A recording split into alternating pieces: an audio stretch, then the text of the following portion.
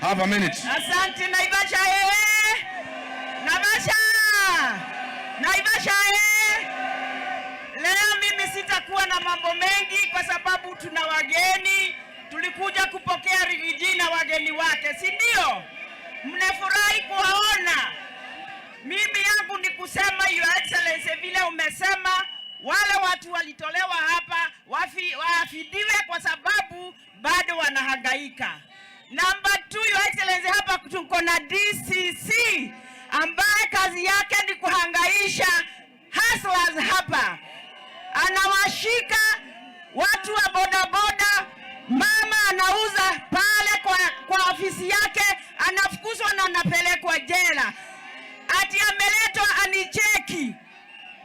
Mimi kuna mtu anaweza kunicheki kweli? Kuna mtu anaweza kunicheki? Hata anaharibia mkubwa wake. Harambe.